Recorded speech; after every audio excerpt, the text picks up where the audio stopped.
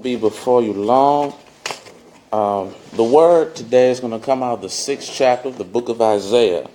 I'm reading out of the King James Version, and it reads, "In the year that King Uzziah died, I saw also the Lord sitting upon a throne, high and lifted up, and his train filled the temple.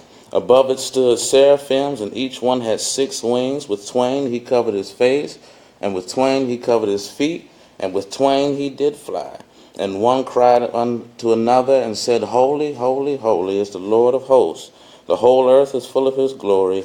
And the posts of the door moved at the voice of him that cried, and the house was filled with smoke.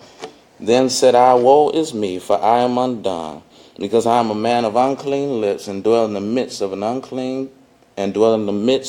a people of unclean lips. For mine eyes have seen the King, the Lord of hosts." And our thought is going to come from the first 8 verses of that chapter. But I want to title this text and some of your senses for this hearing, Transformation Through a Tragedy. Amen. Transformation through a tragedy. As we journey through life, we all have to deal with death one way or the other, whether you be the subject or the witness. Death can come in many forms, whether it be through losing someone, losing good opportunities, losing employment, losing relationships, or by a string of bad losing streaks, or other known as misfortune. Regardless of how depressing or painful death can be, it all serves a purpose. Some things that consequent from death give divine revelations that reveal the truth behind some situations. Tragedies can bring people together. It can pull people apart. It can show true identities, and and the most beautiful thing about it, it can reconcile people into a relationship to Jesus Christ. Amen. Tragedies can get our attention while we are the casualties of not paying attention. Tragedies can wake up our senses and get us to become sensitive while we are caught up in being desensitized with the cool, calm, collected nature of life. We can get so caught up with life being good that we can miss out on seeing God. And to be true to the text, seeing Jesus. People of God, sometimes we have to go through tragedy in order to undergo some spiritual transformation. As we delve into the divine discourse, we see where Isaiah was commissioned by God in a very pivotal time in Isaiah's life.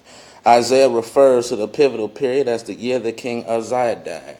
I want to stop there and I want to take that apart for a second. King Uzziah, whose name means strength of Jehovah, was the first king of Judah from 810 BC to 750 BC. Uzziah came into power at the age of 16. And he was after the murder of his father Amaziah, and lived 52 years and had a 52-year reign of his term in the fear of God, and carried himself as wise, pious, and active. I want to park here parenthetically, if you please. No matter how high you are, you got to always walk in the fear of God. And as he carried himself as wise, pious, and active, Uzziah worshiped God and was greatly influenced by the prophet Zechariah. Uzziah, having this great legacy with an inspirational beginning and a legendary middle, unfortunately had a dismal end. Uzziah wanted to burn incense on the sacrificial altar, but Azariah the high priest opposed him, along with many others.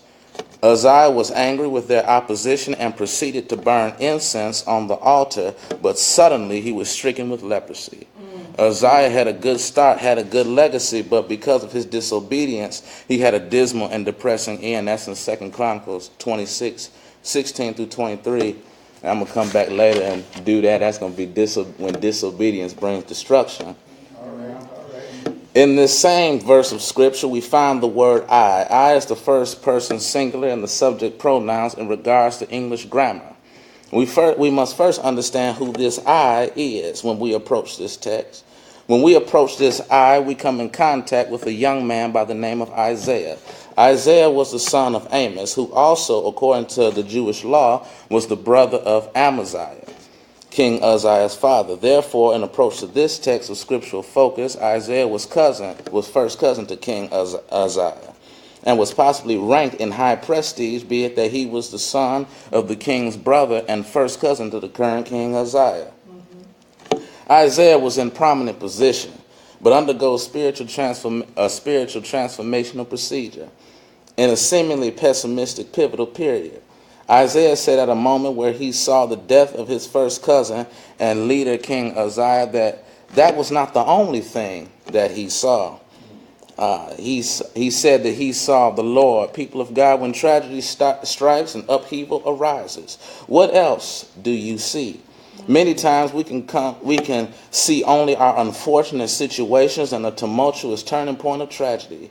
But where do you see God? In the same first verse of the text, Isaiah states that he saw the Lord high and lifted up, sitting on a throne, and his train filled the temple. Another question that we must ask ourselves in observance to this text is, where do you see the Lord? Like I was saying before, many times we don't acknowledge the Lord when things are going well, and perhaps we may not have concern. But our focus should always be shifted to where the Lord is. Sometimes when trouble arises, we see God in a lamp, like a genie that we use when we are in a tight squeeze, as my late grandfather would say, behind the 8-ball. But forget about him when we get back. There are times also when we try to break God down to our minuscule mindset, when we should be constantly trying to step up to his requirements and uphold his principles and standards. Then where is he whenever we see him? Do we have him sitting on the throne as king, or do we still have him as the corpse on the cross of Calvary? And if you don't have him there, do you have him in the tomb, still laying there waiting on that Resurrection Sunday? Wherever you see God, do you have him in his proper place? Again, I ask the question for us to have provoking thought. Where do you see the Lord? As we journey further in this text, we see something else in Isaiah's vision. We see something called seraphims. Well, what are seraphims? Seraphims are angelic and celestial beings who stood above Jehovah while he was sitting on the throne. When we see something peculiar about their physical description. The text says that they had 6 wings. Now, naturally speaking, I can't imagine them having 6 wings, but these are celestial beings, and they had 6 wings. 2 wings that covered their face, which was a token of humility. 2 wings that covered their feet, which were signs and tokens of respect. And with 2 other wings, they did fly. In verse 3, we see where their job descriptions or character traits where they would cry out to one another. In the Hebrew context, they would call out or address one another, "Holy, holy is the Lord of hosts. The whole earth is full of his glory." These seraphims, or angelic creatures, were praisers and worshipers, which attributed to the tremendous glory of God. The Bible goes on to record by saying that the doorposts moved at the voice of him that cried, and the house or the temple was filled with smoke. In this season of tragedy, the prophet Isaiah becomes an eyewitness to the tremendous power of God's glory through the praises of the angels. There could possibly be many things running through Isaiah's mind, but Isaiah has a moment of self-reflection. People of God, if or when you see God or his glory, when do you look at yourself, and how do you look at yourself? When you see God's glory, do you say, "Oh, it's just the glory of God, everybody's shouting, everybody praising"? Or what do you see about yourself that reflects the glory of God? And that's why we must, every day when we wake up, that part of my prayer is, "Lord, help me to live to bring glory to your name. Help me to live to bring glory to your people. Let me not make you disappointed, but help me to bring glory to your name." Isaiah, in his moment of self-reflection, sees the imperfections within his own life and recognizes his need for transformation. Isaiah saw that he had unclean lips, looked around and saw that those surrounding him were people of unclean lips. And I want to park here parenthetically again and ask, who are you hanging around? When you have another encounter with God, you cannot look at your surroundings the same. In this self-reflection, Isaiah sees the sorrow for himself because he has many shortcomings, but beholds the great glory of God.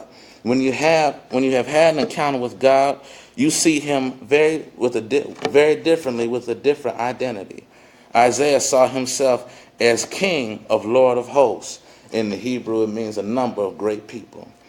When you see God, how do you see yourself, and what new identity do you have of God? I believe many of us need a new encounter with God so that we can have a new outlook and a new perception and a new perspective on who God really is.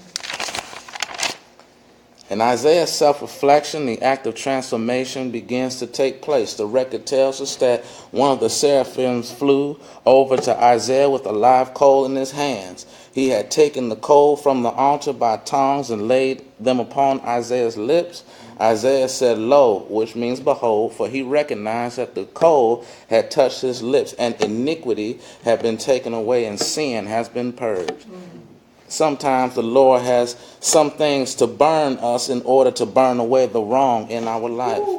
In closing, Isaiah, after his sin has been forgiven, he did not go back to his former lifestyle, but when the Lord requested a prophetic voice, Isaiah yielded forth himself and said, "Send me, I'll go." When the Lord grants salvation, will you surrender your life? We can be hit with many tragedies that we will not recover from immediately, but in those transpiring tragedies, God will open doors for transformation. And as I close, many people died. Many people died in this world as American heroes. Many people gave their lives, sacrificed so much for us to be here right now. And those were tragedies that brought great transformation. But if I was at another place at another time, I'd do it a little different, but I'm going to do it like this. Because we have many tragedies that can bring transformation in the world. But there's one tragedy that brought transformation that if you accept it, you don't have to let your life end in tragedy. I'm going to take you back 2,000 years ago. On the hill called Calvary, there stood an old rugged cross. My Lord and Master Jesus Christ was hanging on that cross. And he said, "If this temple be destroyed, 3 days will I rise it up again." They took him down off that cross, laid him in a borrowed tomb. Stayed there all night Friday, all day Saturday, and all night Saturday night. But the old preacher said right early Sunday morning, he got it with all power in his hands. And if you accept that sacrifice of Jesus Christ, you don't have to let your life end in tragedy, but let his tragedy on Calvary and his triumphant resurrection bring about spiritual transformation. I'm through. I'm done. But I want you to know that there's a tragedy that can bring about transformation. And that tragedy was the cross of Jesus Christ.